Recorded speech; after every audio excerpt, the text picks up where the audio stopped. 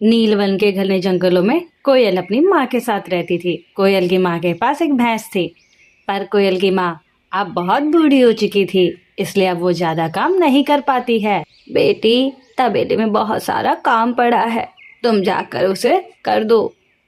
माँ, मैं ये काम नहीं करूँगी, मुझे बिल्कुल काम करना पसंद नहीं है। बेटी, मैं तो अब बूढ़ी हो चुकी हूँ, और अगर तुम काम नहीं करोगी तो कौन करेगा? जाओ, अब जाकर काम कर दो। फिर कोयल बिना मन के भैंस के तबेले में सफाई करने चली जाती है। हे ऊपर वाले, यहाँ कितना काम पड़ा है, मैं यहाँ से सफाई कैसे करूँगी? कोयल जैसे तैसे सफाई कर देती है। हाँ, सारी सफाई तो मैंने कर दी, पर अब इस गोबर को कहाँ फेंकूं? हाँ, एक काम करती हूँ, मैं इसे हमारे बगल वाले खेत में डाल आती हूँ। फिर कोयल सारा कचरा ले जाकर खेत में डाल देती है और घर चली जाती है। माँ, मैंने सारा काम कर दिया है। ठीक है बेटी, ये तो बहुत अच्छा काम किया। बेटी, घर में खाने को एक अनाज का दाना नहीं है। माँ, मैं जंगल में जाकर अनाज ले आती हूँ। फिर कोयल जंगल चली जाती है। वहीं पास में ही भूरी चिड़िया का घोंसला था। सुनिए जी, ये कैसी गंध आ रही है? ये कहाँ से आ रही है? पता नहीं भूरी, ये गंध कहाँ से आ रही है। चलो चलकर देखते हैं। फिर वो दोनों अपने खेत की तरफ चले जाते हैं। अजी, यहाँ देखो कितना सारा गोबर है, यहाँ पर ये कहाँ से किसने डाला? पता नहीं भूरी, हमारे खेत में इतना सारा कचरा किसने डाल दिया? हो ना हो ये उसी कोयल की भैंस का कमाल है। पिछली बार उसने हमारे खेत की सारी मटर की फसल खाकर चट कर दी थी, और अब ये यहाँ पर गोबर करके भाग गई है। सुनिए पति जी, आज मैं चुप नहीं बैठूंगी। आज तो मैं कोयल की माँ से बात करके ही रहूंगी। फिर भूरी कोयल के घर की तरफ उड़कर चली जाती है। आजकल तो मेरी बेटी बहुत काम करने लगी है और सारा काम बहुत अच्छे से करती है। हे ऊपर वाले, आपसे यही प्रार्थना है वो आगे भी ऐसे काम करे और अपनी जिंदगी में आगे बढ़े। थोड़ी देर बाद दरवाजा खटखटाने की आवाज आती है। लगता है मेरी बेटी कोयल आ गई। फिर कोयल की माँ दरवाजा खोल देती है। अरे भूरी, तुम यहाँ क्या करने आई हो आज? सुनो बूढ़ी माँ जी, कल तुम्हारी भैंस ने मेरे पूरे मटर का खेत बराबर कर दिया था खाकर, और आज वो पूरे खेत में गोबर करके आ गई है। हाँ तो इसमें कौन सी बड़ी बात है भूरी? कल मेरी भैंस ने तुम्हारे मटर के पौधे खाए थे, आज दे तो दिया, अब इसमें झगड़ा कैसा? मेरी भैंस ने सारा हिसाब बराबर कर दिया है। और अगर तुम्हें और कोई बात करनी है तो तुम जाकर मेरी भैंस से बात कर लो। ऐसा कहकर कोयल की माँ हंसने लगती है। देखो कोयल की माँ, अगर तुम्हारी भैंस इस बार मेरे खेत में आई तो मुझसे बुरा कोई नहीं होगा। हाँ हाँ, अब जाओ यहाँ से। फिर भूरी वहां से चली जाती है। आज तो उड़ते उड़ते बहुत दूर आ गई, पर अनाज का एक दाना नहीं मिला। चलो थोड़ा दूर और चलती हूँ, क्या पता कोई फल का पेड़ मिल जाए। फिर कोयल जंगल में थोड़ी और दूर चली जाती है। थोड़ी दूर जाते ही उड़ते उड़ते वो गिद्धों के इलाके में पहुंच जाती है। अरे, यहाँ तो बहुत सारे फलों के पेड़ हैं, ये जगह तो मुझे पहले पता ही नहीं थी। चलो यहाँ से ढेर सारे फल तोड़ लेती हूँ। फिर कोयल एक अमरूद के पेड़ पर चली जाती है। आज तो बहुत सारे अमरूद ले जाऊंगी, यहाँ कितने बड़े बड़े रसीले रसीले अमरूद लगे हैं। कोयल अमरूद तोड़ने लग जाती है। वाह, आज तो मैंने बहुत अच्छी जगह की खोज की है। मैं इस जगह के बारे में किसी को नहीं बताऊंगी, और यहाँ से जाने से पहले भरपेट अमरूद खाकर जाऊंगी। जैसे ही कोयल अमरूद खाने लगती है, वहां पर एक बूढ़ी गिद्ध आ जाती है। अरे, ये कौन आ गया हमारे जंगल में? किसकी इतनी हिम्मत हो गई? अभी जाकर देखती हूँ। गिद्ध उड़ती है, कोयल के पीछे आकर बैठ जाती है। आज से पहले मैंने इतना मीठा फल कभी नहीं खाया। वाह भाई वाह, बहुत टेस्टी है।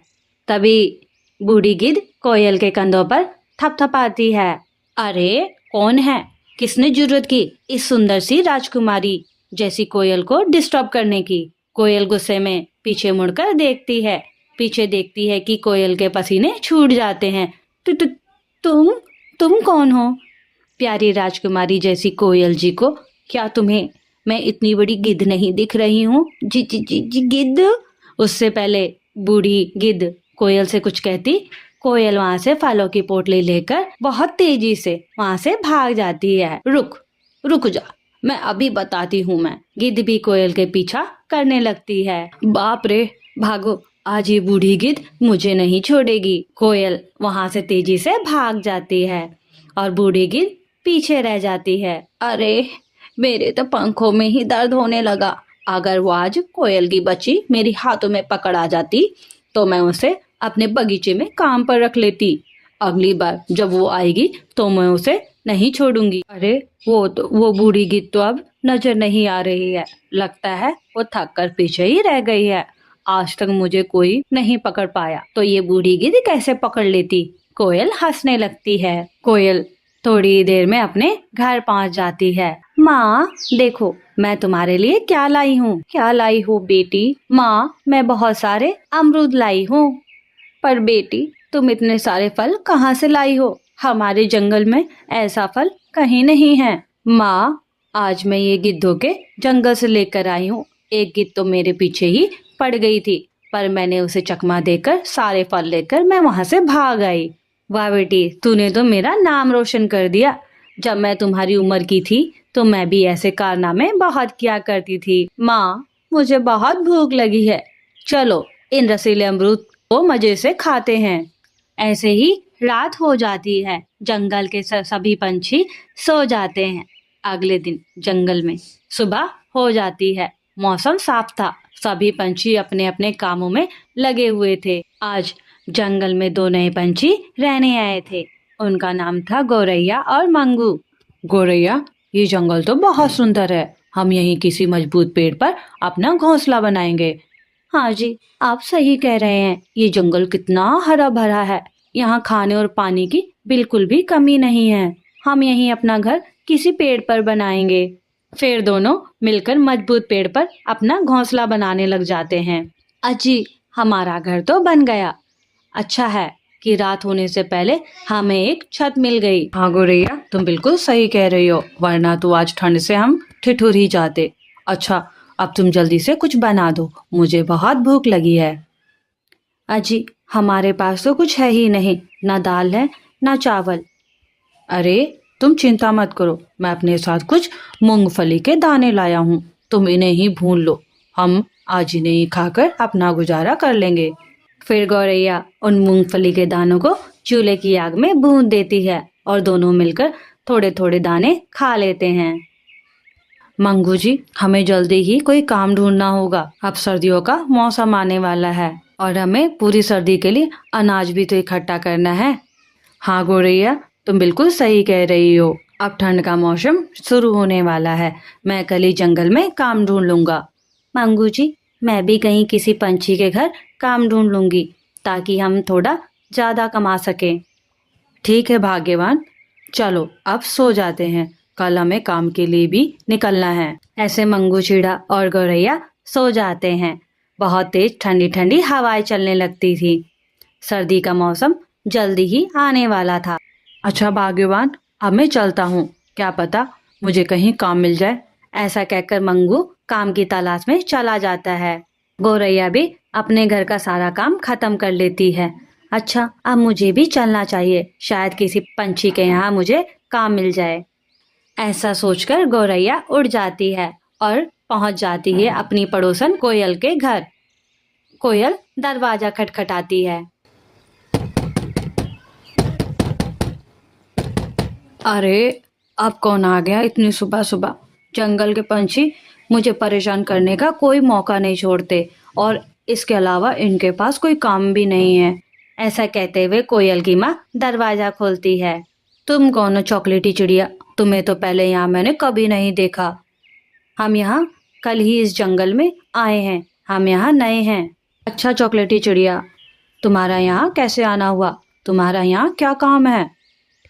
बूढ़ी माँ, मैं यहाँ पे काम की तलाश में आई हूँ। क्या मुझे कोई काम मिलेगा? क्या मैं तुम्हें बूढ़ी लगती हूँ? मैं तो तुमसे ज़्यादा जवान लगती हूँ और हमारा कोई काम वाम नहीं है। अब चली जाओ। कोयल ऐसा कहकर दरवाजा बंद कर लेती है और काम ना मिलने की वजह से गौरैया उदास होकर वहाँ से चली जाती है। बहुत देर हो गई है उड़ते उड़ते, पर अभी तक मुझे कोई काम नहीं मिला।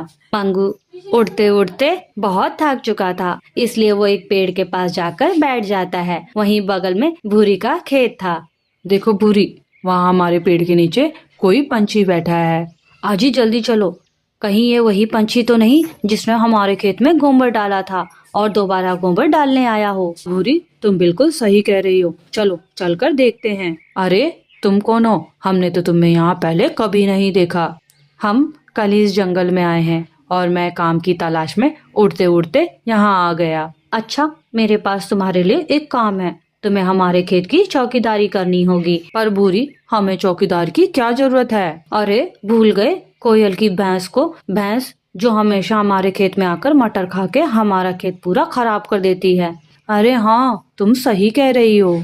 सुनो मंगू, तुम्हें हमारे खेत की रखवाली करनी है। रखवाली एक भैंस से करनी है और उसके बदले हम तुम्हें कुछ सब्जियां दे देंगे और थोड़े पैसे। मंगू खुश हो जाता है और घर की तरफ ये खुशखबरी लेकर चला जाता है। थोड़ी देर में मंगू घर पहुंच जाता है। जी आप आ गए, आज आप इतने खुश क्यों हो? गौरैया पत्नी जी, मुझे काम मिल गया है। मुझे भूरी पंछी के खेतों में मटर की रखवाली करनी है। अरे वाह, ये तो बहुत अच्छी बात है। मैं भी आज काम की तलाश में गई थी, पर मुझे तो कोई काम नहीं मिला।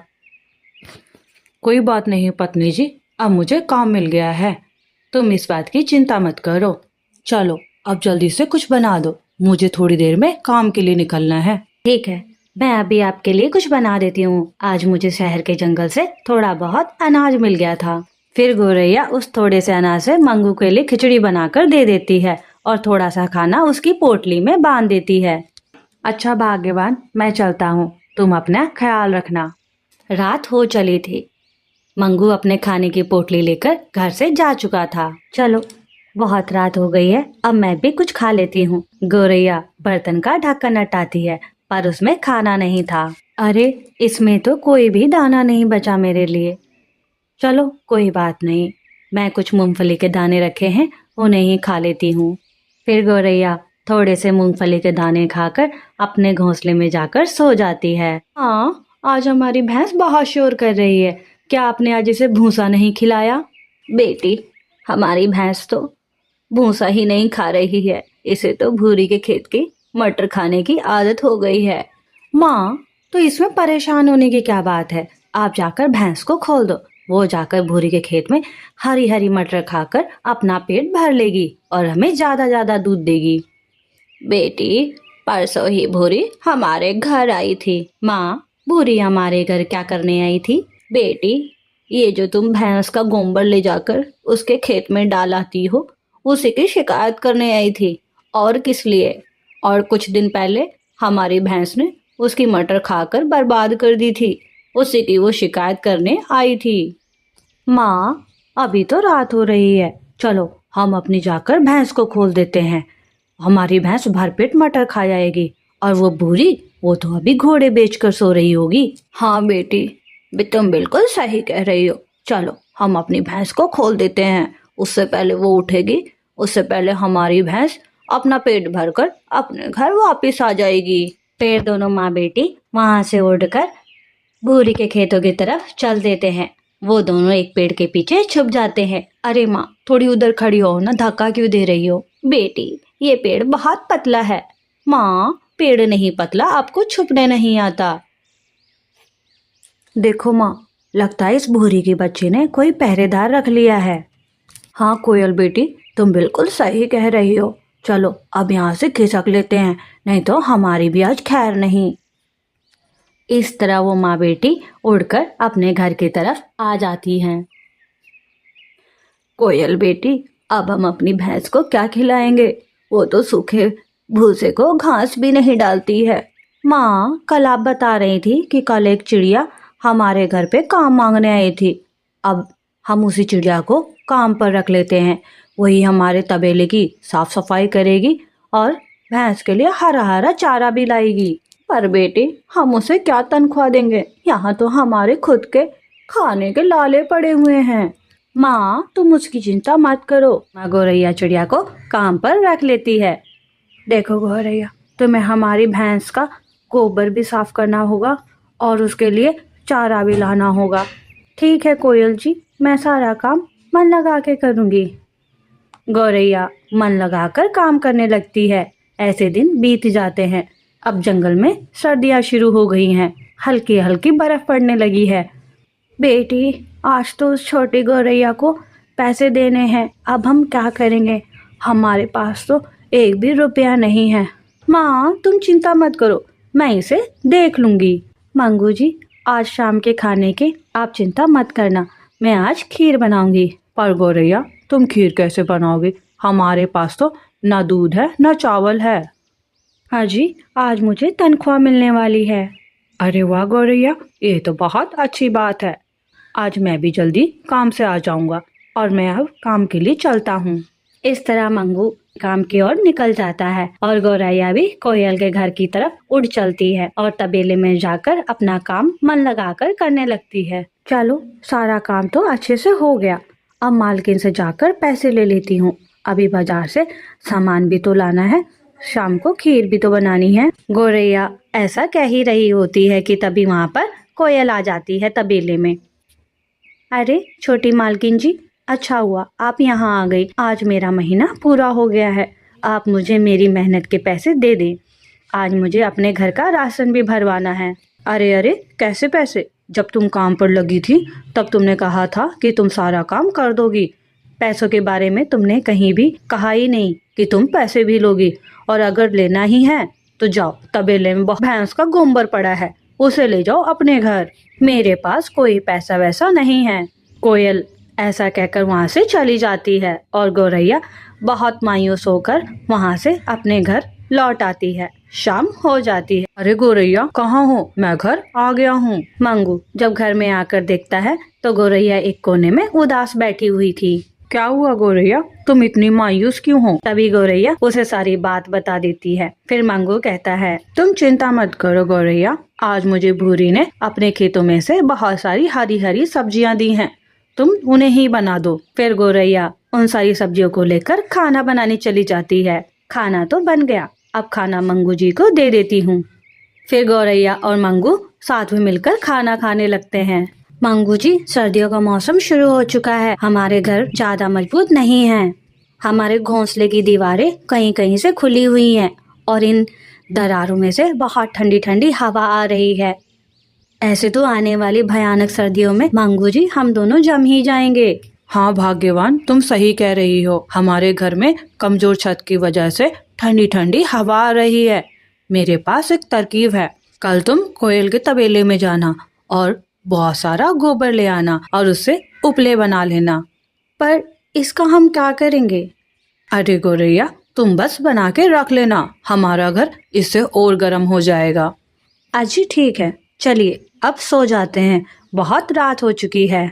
गौरैया और मंगू सो जाते हैं। बाहर ठंडी ठंडी हवा चल रही होती है। अगले दिन गौरैया गोबर के उपले थाप देती है। 2-3 दिन में मौसम साफ होने की वजह से उपले बिल्कुल सूख जाते हैं। फिर वो उन्हें घर लेकर आ जाती है। शाम हो जाती है, मंगू भी घर आ जाता है। मंगू जी, जैसा आपने कहा था मैंने उपले बना दिए हैं। बहुत अच्छा किया भाग्यवान, अब तुम देखती जाओ हमारा घर कैसे और मजबूत होता जाएगा। फिर मंगू छत पर चढ़कर सारे उपले एक एक करके अच्छे से लगा देता है। मंगू जी, अब तो बिल्कुल भी हवा नहीं आ रही है, इससे घर और ज्यादा गर्म हो गया है। हाँ गौरैया, ऐसा करना मैंने मेरे दादाजी से सीखा था। जब सर्दियाँ आती थी तब वह भी घर की छत को ऐसे ही गोबर लगाकर पक्का कर देते थे। तभी गौरैया घर के बाहर देखती है। अरे मंगू जी, ये देखिए, आज जंगल में बर्फ बारिश भी शुरू हो गई है। अगर आज हमने अपना घर पक्का ना किया होता तो आज हमारी कुल्फी ही जम जाती। हाँ गौरैया, तुम सही कह रही हो। बाहर देखकर तो लगता है कि काफी तेज बर्फ बारिश हो रही है। मंगू जी, हमारे घर का सारा अनाज भी खत्म हो गया है और बाहर बर्फ बारिश हो रही है। अब तो जंगल में अनाज भी नहीं बचेगा। अरे गौरैया, तुम चिंता मत करो, कल मुझे भूरी तनख्वाह देगी, इससे हमारी सर्दियाँ अच्छे से तो निकल ही जाएंगी। बाहर बहुत तेज बर्फ बारिश हो रही होती है। सारा जंगल सफेद बर्फ से ढक गया था। सुबह हो जाती है। बाहर अभी भी मौसम बहुत खराब था। अच्छा भाग्यवान, मैं अब चलता हूँ। फिर मंगू भूरी के घर चल देता है। अरे मंगू तुम आ गए, हम दोनों तुम्हारा ही इंतजार कर रहे थे। हाँ मंगू, इस बार हमें हमारी फसल से बहुत मुनाफा हुआ है, सिर्फ तुम्हारी वजह से। हाँ मंगू, ये बिल्कुल सही कह रहे हैं, वरना तो वो कोयल की भैंस हमारी फसल हमेशा खराब कर देती है। फिर भूरी उसे पैसे और ढेर सारी सब्जियां देती है। मंगू खुशी खुशी उन सारी सब्जियों को लेकर घर चला जाता है। देखो भाग्यवान, आज मैं कितनी सारी हरी हरी सब्जियां लेकर आया हूँ। अरे वाह, इससे तो पूरी सर्दी सब्जियां नहीं ढूंढनी पड़ेंगी। पर मंगू जी, हमारे घर की सारी लकड़ियां खत्म हो गई हैं और अब हमें लकड़ियां भी नहीं मिलने वाली, क्योंकि पूरा जंगल तो बर्फ से ढका हुआ है। अरे भाग्यवान, तुम कितनी चिंता करती हो। तुम चिंता मत करो, शायद तुम भूल रही हो कि हमारे घर ढेर सारे उपले रखे हुए हैं। अजी हाँ, मैं तो भूल ही गई थी। इस तरह दोनों की सर्दियाँ अच्छे से कट जाती हैं। प्यारे दर्शकों, हमें अपने जीवन में कभी भी हार नहीं माननी चाहिए, चाहे कितनी भी मुश्किलें आए।